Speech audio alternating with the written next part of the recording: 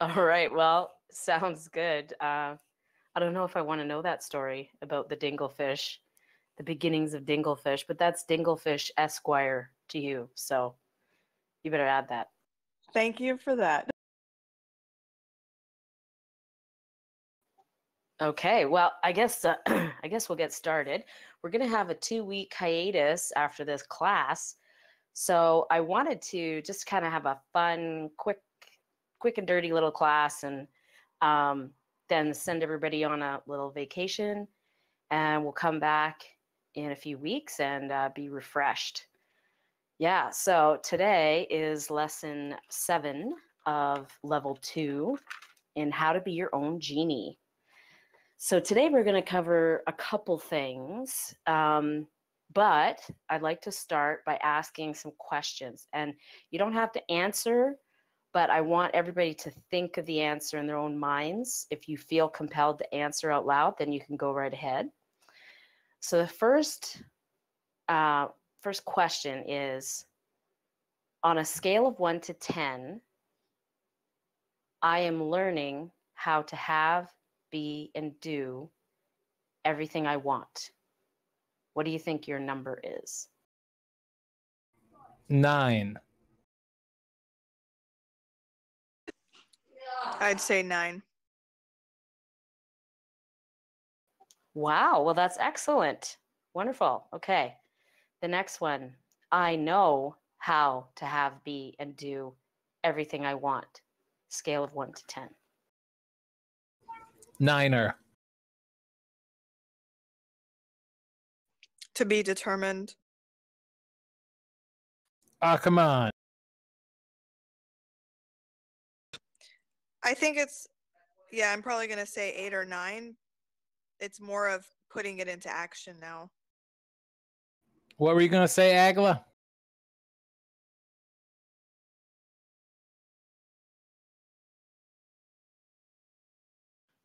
I forgot I muted myself off my do flinchy here. I'll take a 4.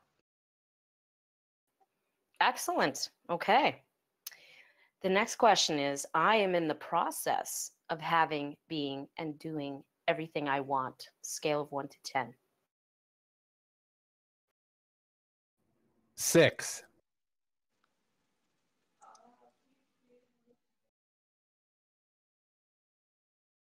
5. 4 to 5. Well, that's really good, especially at this stage in the game in level 2. I'm impressed. Okay. Well, obviously, as we go through this training, those numbers are probably going to go up. So I want everybody to consider something. A lot of these, self-help gurus, maybe I shouldn't even name names, but just think of the big ones. Like, you have Tony Robbins, and you have, I can't even think of all the names out there. Bob Proctor, those types of people. Okay, so they have these seminars, maybe they're a weekend seminar or something, and lots of people have fans that go to these. What type of people do you think you would meet if you were to attend a Tony Robbins seminar, for the most part? People with burnt feet.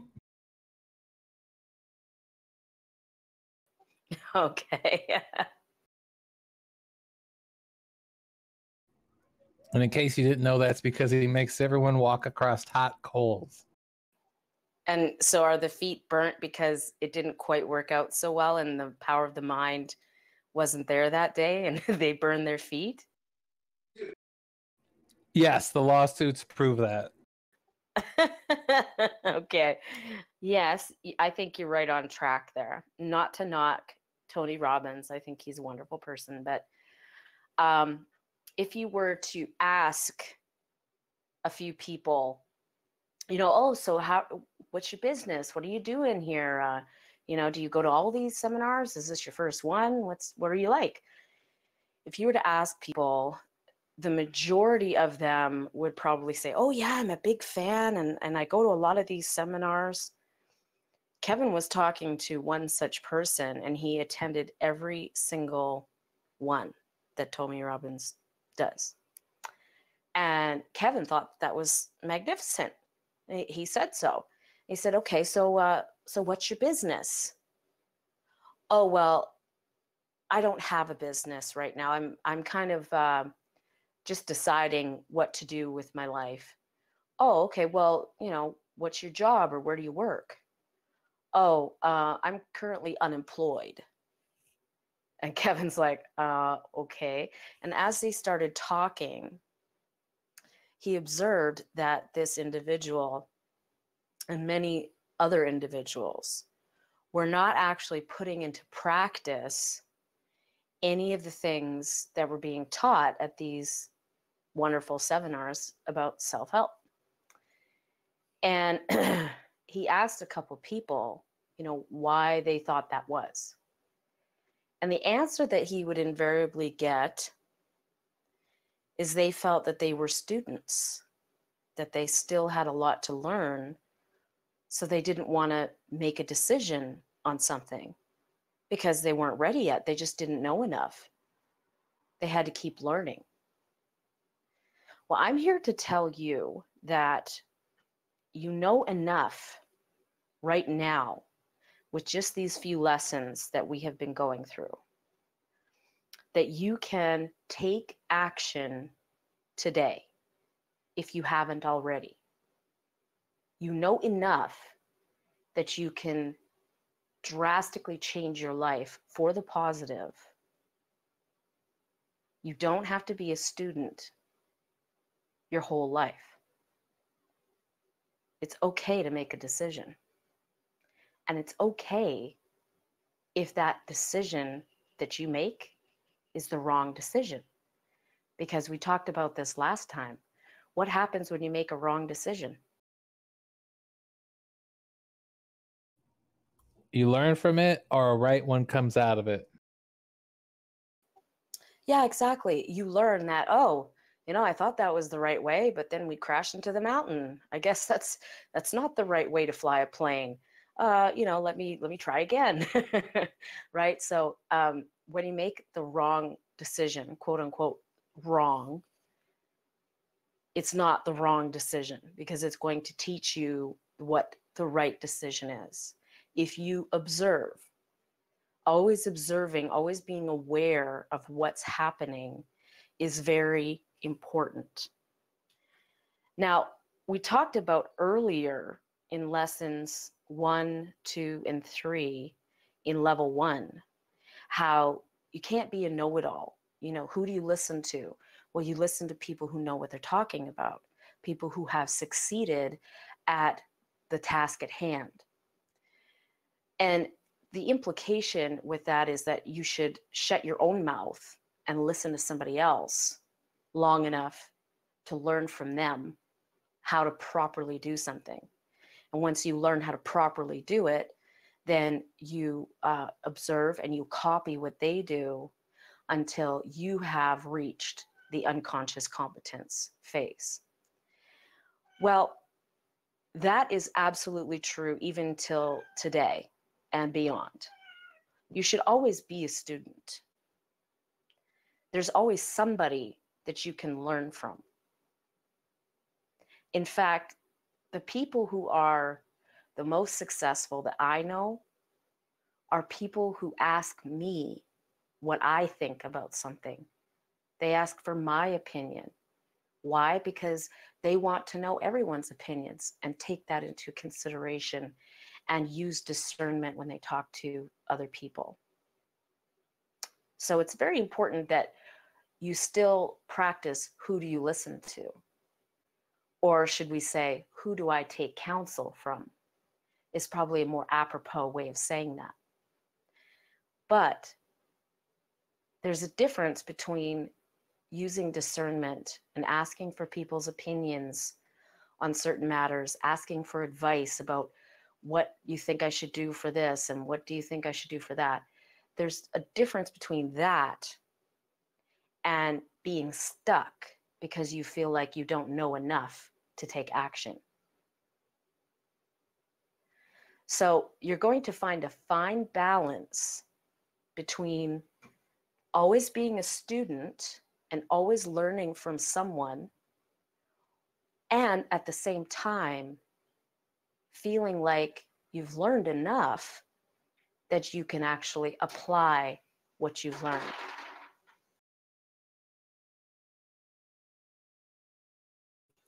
So that fine line would be something like this. I don't know it all, but I know enough to get started making my dreams come true. And you really do know enough. You trust your gut feeling, and you know that the outcome is irrelevant. It doesn't matter because your gut feeling is going to lead you to paradise. Trusting your feelings on something is always going to be the right path. The real path that you have to take is oftentimes very windy. It's probably not going to be straight. And your gut will lead you through that windiness. There's also no such thing as a wrong decision. So even though something might feel wrong, you will quickly be corrected if you're going the wrong way. Opportunities also will continue to come to you because you are going to be creating those opportunities. So don't worry if an opportunity comes your way and you just can't take somebody up on that because of this other situation that's going on in your life at this very moment. Don't worry about it. Don't get an ulcer over very simple things like that. You are going to create money. You are going to create abundance. You are going to create opportunity. Life doesn't have to be so hard that you have to struggle constantly just to make ends meet until the day that you die. Perhaps it's been that way so far, but it really doesn't have to be that way anymore. Now, what happens when you're working on your next logical step and your next logical step comes in? It happens in the third dimension.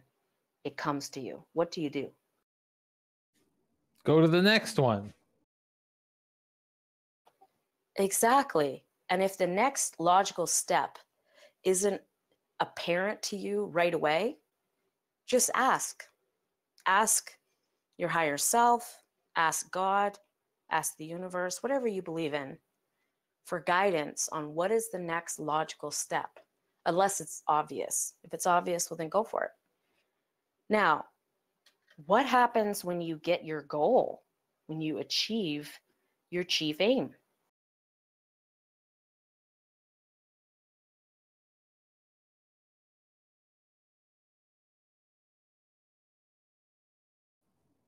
You get a new one.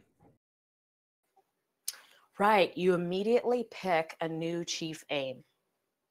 Now, it's important that just before you pick a new chief aim, you give yourself a pat on the back. Because giving yourself recognition is just as important as giving others recognition. It's part of the system.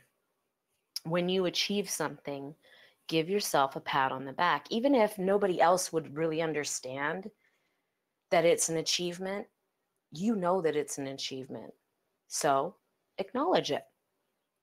And then you pick another chief aim. Now, there's a reason for that. Analysts and bean counters have come up with different business models. And when the charts show that the business is going at a plateau or like it's stagnant, it's not going up or down, they actually consider that very bad because that means that it is about to take a nosedive. It's about to go downhill. So never consider a plateau to be like meh, it doesn't matter. No, it does matter. It's going down. You're either growing or you're dying. There's no in between. So what happens is that if you have a chief aim and then you achieve it, well, it's sort of like Christmas Day and you've opened all of your presents. What do kids do after they've opened all their presents? Like literally an hour after they've opened them.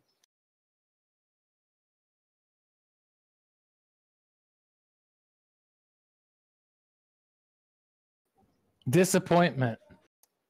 Yeah, yeah, sometimes depending on what the gifts were. And another thing is that, I mean, the day before Christmas Eve, right? They're so excited about what they're going to get. And tomorrow's Christmas and I'm going to get all those presents and it's going to be fantastic, right? So you're excited, you're giddy, right? But then after that is over, there could be a letdown. Another thing that I've seen kids do is they start playing with the boxes. Like you spend all this money on toys and then they don't even play with the toys. They're on to the box. So there's that feeling that you get when you're anticipating your goal. And we did this in an exercise where I got you to take a sheet of paper and create something, and you probably felt really happy while you were creating if you got an idea of something you wanted to create.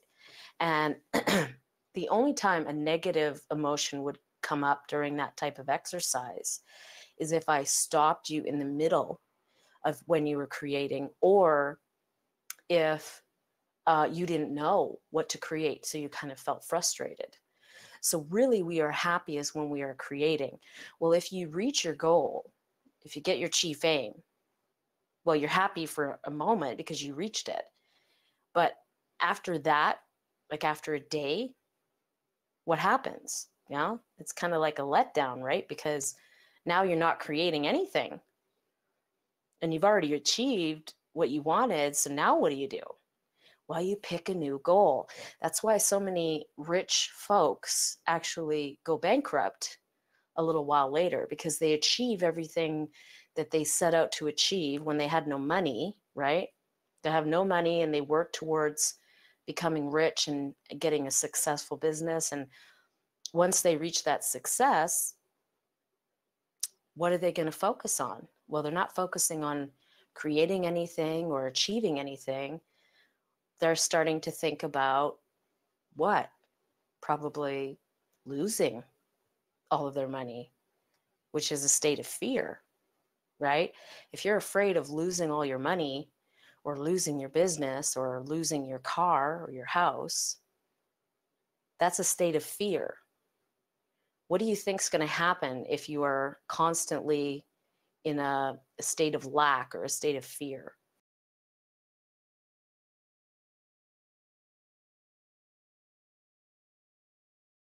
You're going to make poor decisions.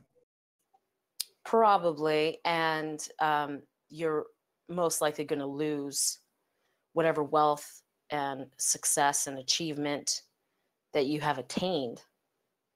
So the next thing to do as soon as you achieve is to create a new chief aim. Set the bar higher, because now you can do it. You're stronger, right? You can definitely do it. Now, another thing is you should be constantly in a state of expecting achievement. You should expect your chief aim to come in. When you go to a restaurant and you order steak and eggs, what's going to come to the table in a half an hour?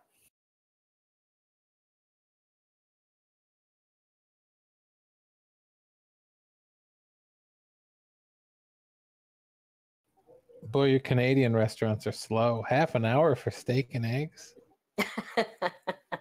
All right, well, I'm giving them extra time. But in 15 minutes to a half an hour, you should have steak and eggs delivered to your table. Would you expect them to bring anything else?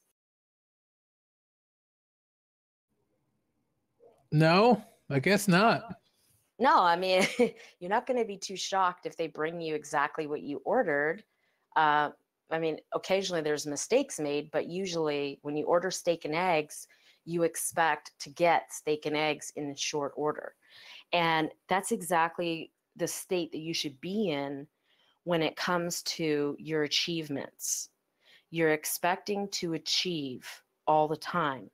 It's going to happen. It's just a matter of working for it, putting forth the effort, and waiting. That's all it is. It is a mathematical certainty that your equation will go to phi, and it's going to spiral towards phi. But first, it's got to go through the motions of creation, like what we talked about. It goes through 1, and then it goes through 2, 1.5. And so it's going to go closer and closer to the phi ratio, which is 1.618. That is a mathematical certainty. That is how God creates. If that's how God creates and it works for him, well, it's going to work for us too, because we are going to be co-creators of reality with God. Another thing is, you are not allowing the universe to give you your dreams. Your heart's desire is not, just going to fall at your feet. All right. The universe is not wanting to give you your heart's desire. There is no allowing involved. You're going to work for it. You're going to fight for it. You're going to take it. Sometimes you have to grit your teeth almost. I'm going to do whatever it takes to get this. And assuming that everything that is part of your heart's desire is honest and good, right? You're not screwing anyone over. You're not thieving your way through life. Nothing is dishonest. It is all good. Then you work for it and fight for it, and it will come. You will achieve. Now, so we were talking about a blow to the heart today. All right, a blow to the heart. This is something that you are going to find, especially if you're doing your Merkaba meditation every day. Doing your Merkaba meditation, you're going to find that because you're living in your heart, instead of living in a state of always being in survival mode, you're worried about food, you're worried over a roof over your head, you're worried about finding clothing that's suitable, that type of thing. Instead, you're living in your heart and you're focused on more higher vibrations. All right. Well, because of that, you may experience a blow to the heart if you haven't already. Okay. So this is a little warning, but it's also, it's just a heads up and not really a warning. Okay. A blow to the heart is when somebody you care about does something that's really devastating to you. Like, it really just knocks you off your feet because of how insensitive they are being, or how they're not really thinking the way that they normally do. They're not being as loving as they normally would be. And it kind of hits you as though you've been shot through the heart. Okay? Not literally, but you have that feeling of, I can't believe my best friend did that to me. And it could be anything. There's many different ways to describe a blow to the heart, but it's going to hit you in that such a way. When you experience this, it is ascension jet fuel. It's not a bad thing. This is normal when someone is getting stronger, getting better. Many times when you have a blow to the heart, the person does not own their end. In other words, they were really insensitive, completely knocked you off your feet with how badly they behaved. And yet, if you were to confront them about it, they would have almost this glazed over look in their eyes, Like, what are you talking about? I didn't do anything that was bad to you. I didn't hurt you. What do you mean? They may not own their part. And that's okay. Because this is a chance for you to experience an incredibly negative situation where they mistreat you or whatever. And you have the opportunity to forgive them without even so much as an apology from them. The blow to the heart is going to change you as a person. It is so easy to hold a grudge. But I'm going to challenge you about holding grudges. I know a person that I work with, and he said to me recently, I take tabs on everything that people do to screw me over. I have a list of people, I call it my hate list, and it's people that have all screwed me over, and I hate them, and I make sure to review it all the time. And when I start a new job, I always look for those people on that job so that I can find a way to screw that person over. What do you think having an attitude like that guy would do to your creation process when you're trying to achieve your goals? It would hinder you. Yes, exactly. And do you think you can elaborate on that some more?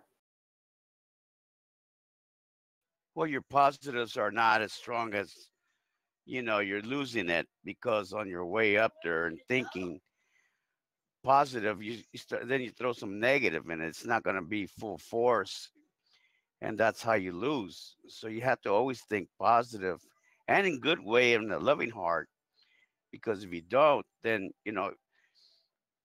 I teach my son that, you know keep your eye on the prize. Don't let go of it. Just let it go. And one time he tripped out. He says, "Man, I got what I wanted." I said, "Yeah." And I was just talking through you to it. But you have to understand it comes from above, God or source or somebody up in the heavens somewhere. And it's a good thing. And you could be a creator because you let the creator be there. You're the creator. God is the creator. It's a triangle. He's the top of the pyramid. We're on the bottom on the sides. You talk to the right side of the angle, and that right side will take it straight up to the point. Oh, yeah, I like that analogy. Very good. Yes, and we are made in the image of God, and God is the creator. We are made in his image, so we are also to be creators of a lesser degree of our own destiny, our own lives. And we work with God to create our lives. Now, when you have feelings of, I'm going to get revenge, I have a grudge against this person, I hate this person, the thing is we are our own worst critics. So if you're thinking those thoughts about somebody else, what are you thinking about yourself? Negative self-talk is something that we all have to work on. Thinking, I can never get this done. I don't know how I'll ever accomplish this. I'm just a loser. All these other people, they started out with daddy's money. I don't have daddy's money, so how can I do it? I may as well not even bother trying because I'm never going to accomplish anything anyway. Those types of sentences really need to stop. So do your best to catch yourself whenever you say something like that to yourself. And say instead, I don't know why I did that just now. That was very unlike me. I normally am incredibly level-headed and I'm always paying attention. I must have just lost lost my normal self for a second there and stopped paying attention. I'm not going to let this happen again because I am a conscientious person and I do my own diligence. Say stuff like that. We are so critical nowadays that it's important to be more compassionate and gentle, not only towards other people, but towards ourselves as well. It really is a mirror. And if you are throwing negativity towards someone else, that's going to come back to you. It's going to be reflected back, not literally in any sense, but it does tend to come back. You could call that karma. You could call that just rewards, just desserts. I don't know what you want to say, but it really does tend to happen. So try your best to have compassionate thoughts towards everyone that you meet. And we talked about it last time. Play the what if game. If somebody speeds past you and cuts you off in traffic, well, what if his wife is pregnant and he's rushing to the hospital to try to be with her? Or what if he just learned that his daughter is in an accident and he's rushing to try and help her? Just play the what if game. I mean, maybe none of those situations are true and the guy's just a jerk and he cut you off. But it's much better in your mind if you give this guy a valid reason for doing what he did, and it helps you to show compassion. This type of emotion and understanding heart is going to do wonders for your creation, because you will always be thinking good thoughts about other people, about yourself, and it's part of Feel Good Now, right? All right, so that's it for the lesson today. But what I do want to talk about now is I want to ask everyone what you think a way or an example of dream building would be. So on the 2 weeks that we have off, one thing that I think we should all do is go out and do some dream building. So what's something that you could do that would be an example of dream building?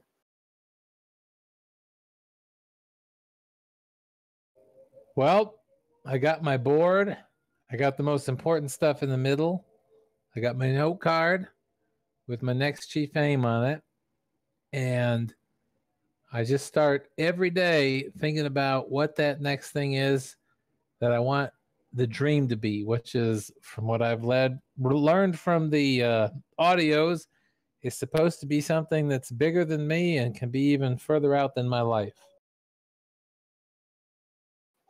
Right. Yeah. Having a legacy where your kids, where your grandchildren, and possibly even further generations will be completing some of those goals. What do you got, Dinglefish? It's not snack yet.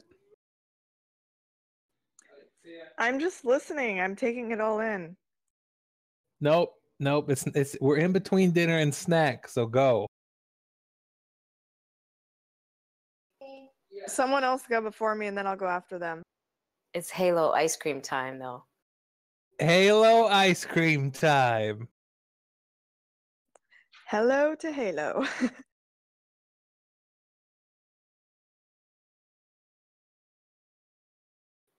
Well, you could go to a dealership, right? Like, just fancy cars. Like if you go to look at Porsches or Lamborghinis or something. I'll take a Maserati or an Alfa Romeo. There you go. Yeah, That's Shaw money. Shaw money. Come on. You can't go to those, car dealers and all and just get into those cars and just caress that car and love it and hold it tight. Say, oh, I want this. And, and you do it Or a lot of times. you can do like, what was it, a VW commercial where the guy didn't want anyone to touch the car. Do you guys remember that, where he like licked the car or something? Do you remember which car I'm talking about? No, that must have been in Farsi. No, I'm gonna Google this now. I'm not crazy. It was such an awesome commercial.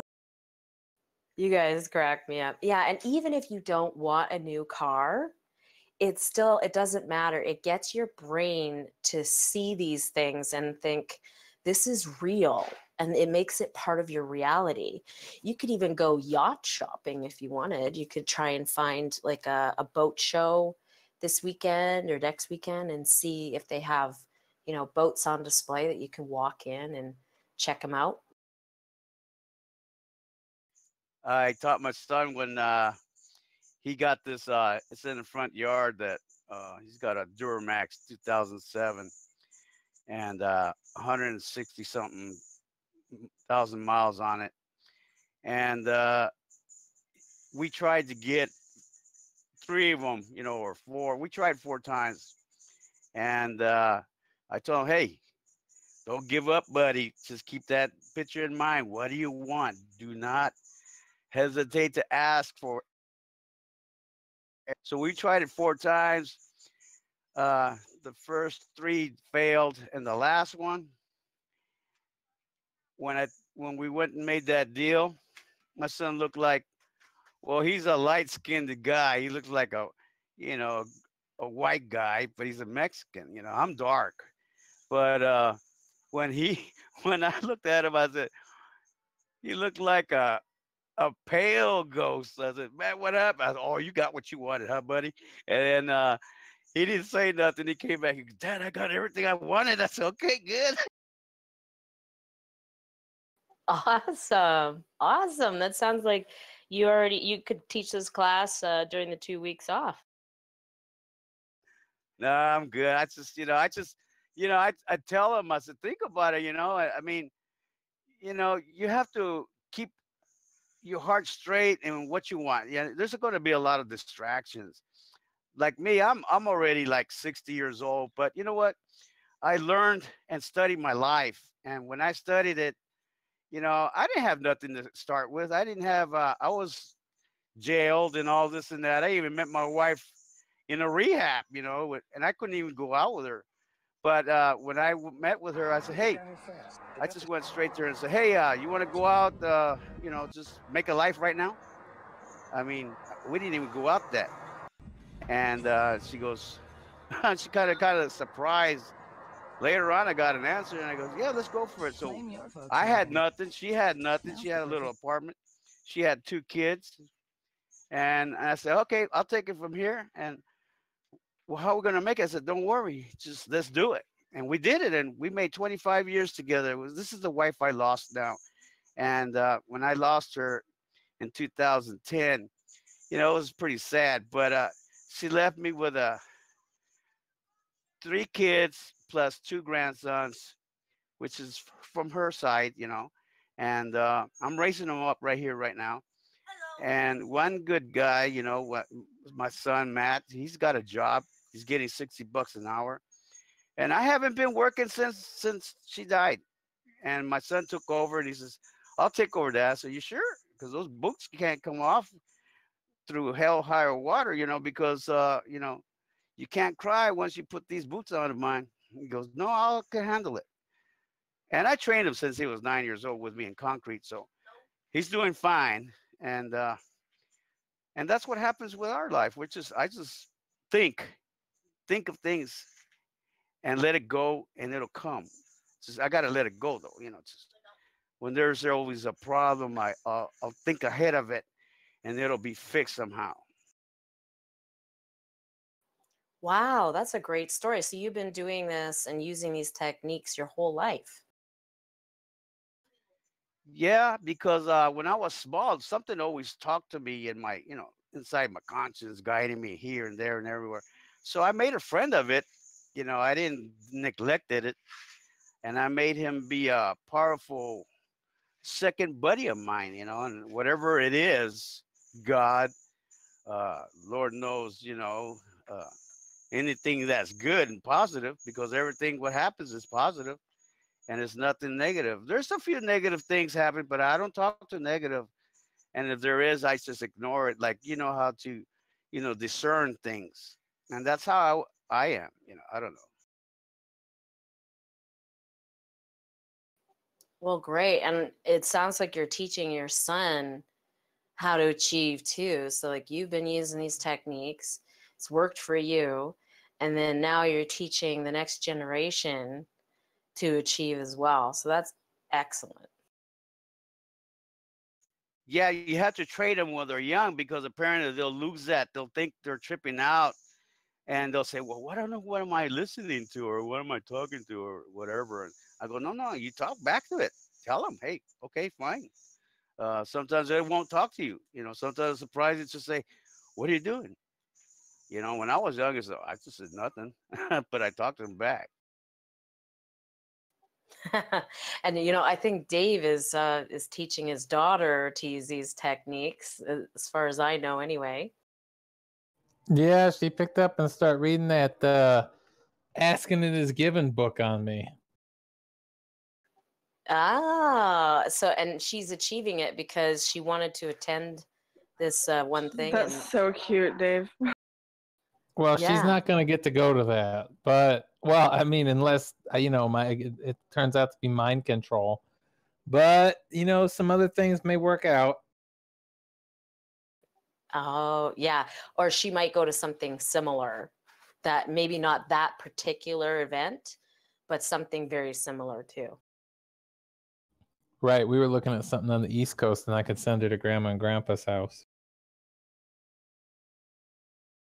Well, that'll open her up and make her think a lot more better next time, like, hey, it's working, it's something, you got to give them sometimes a little help or whatever.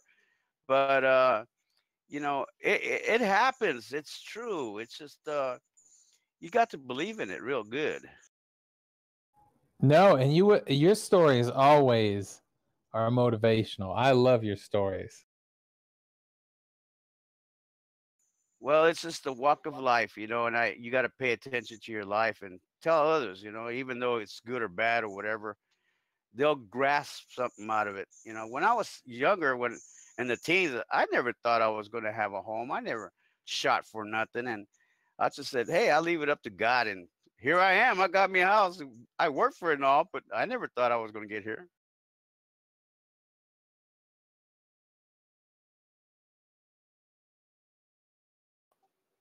Well, that is amazing. Now, also, I want to hear about different things that you can do or you think you can do to just get out of a rut, because we tend to get into like this daily routine, which can get into a rut stage, right? So, what are some things that you can do in these next 2 weeks? Doesn't have to be fancy, where you're out of that rut. So, something you wouldn't normally do.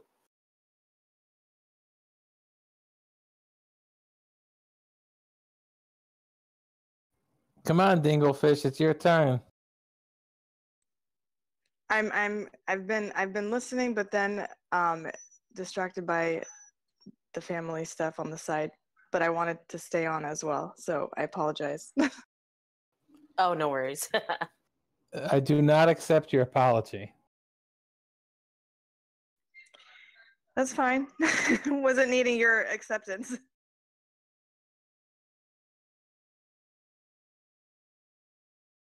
Well, he always says in those that if you want change, you have to change. So you just have to pick things that can be small that will just put your life in a different direction. Yeah, I mean, you could go to a museum, right? That's something you could do. Or even as simple as listening to a totally different genre of music that you don't normally listen to. Maybe you don't normally listen to opera, and you could just try it out for an afternoon and see what you think. Listen to a bunch of, Italian greats. You could even try tomorrow morning, if you normally wear pants, which most of us do, put on your pants with the opposite leg than you normally start with. Blasphemy. Blasphemy. Of course Dave would say that. Or try crossing your fingers the other way. Heresy.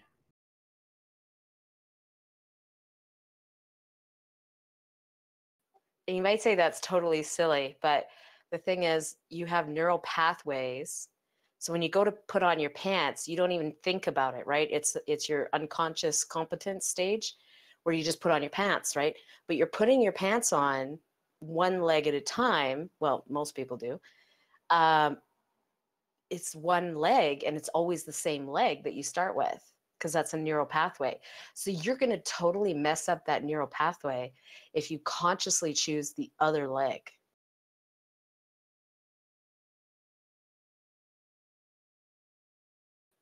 Or for the guys, well, ladies too, if you want, but mostly for the guys, when you go to shave in the morning, use the other hand. I don't want to look like I just walked out of a bar fight, so I'm going to pass.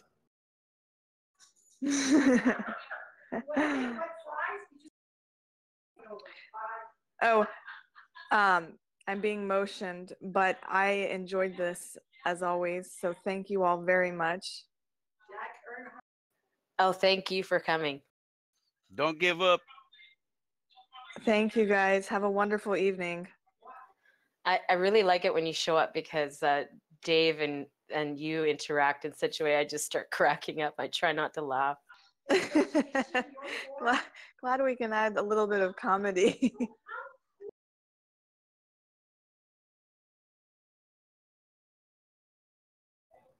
Must be time for Halo ice cream. Hail the Halo ice cream. It is. Yeah, we know where the priorities are. Yes, every day is a birthday. Birthday cake it is.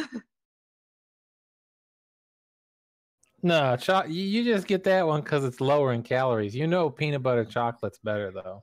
Shh. Shh. Bye.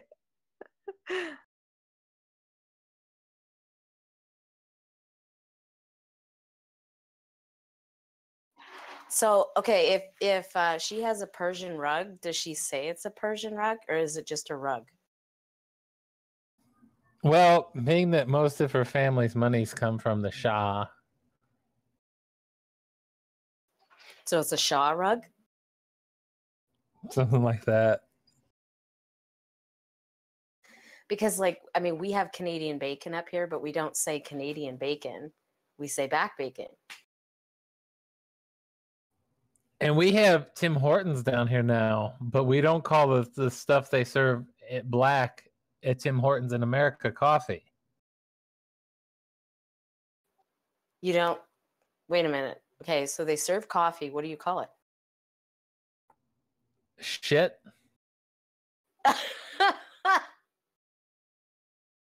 No joke, that Canadian Tim Hortons coffee is right as rain, man. That's good stuff. But the American Tim Hortons coffee, shit. Okay, good to know.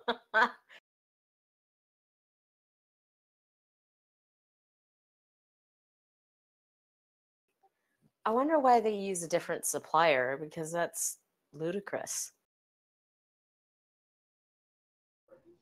I don't know, it's just not the same. You know, you got Tim Hortons out by you, right? Yeah, I got like 5. Yeah, and their coffee's pretty damn good, right? Yep.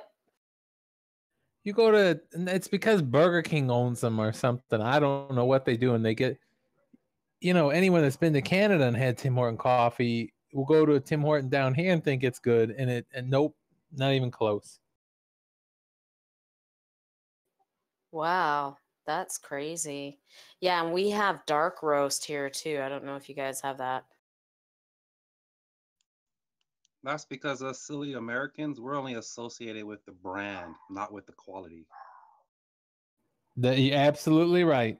Absolutely right. Starbucks could serve shit and they'd be like, ooh, give me some more. Okay. Do you guys have Second Cup? What's that? It's the same type of thing.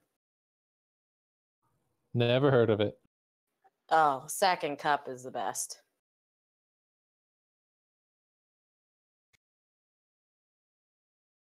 Yeah, but you know, Tim Hortons is the best because it's 24 hours. And you can know You could be driving through Nova Scotia at 2 a.m. You see a Tim Hortons there. You know you get a decent cup of coffee. You know, it's so funny, like the different cities and different coffee etiquette and stuff. Like around Tim Hortons here, they have to build special little lanes and things because there's so many cars lined up that you have to have your Tim Hortons lane around the Tim Hortons. And like in Fort McMurray, because everybody gets up so early, you literally, like, you have to be out of town by 4 a.m. or you're going to be stuck in traffic forever and you're going to be late for work. So everybody at like 3 a.m. is lined up at Tim Hortons, and there's only 3 Tim Hortons in town. And they're all lined up, and it's like for blocks and blocks and blocks. No, we saw that. We were in Halifax, Nova Scotia, and I'd be damned, that Tim Hortons double wrapped. Oh yeah, it'll go like many blocks. It's crazy. And then there's Timmy's apps too, where you find your nearest Tim Hortons. Yeah, I use that all the time.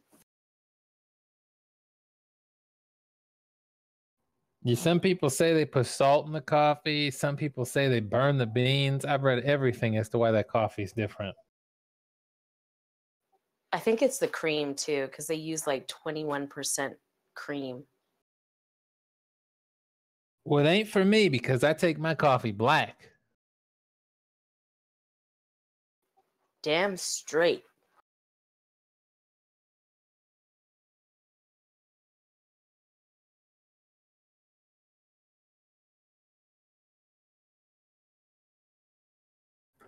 Well, good.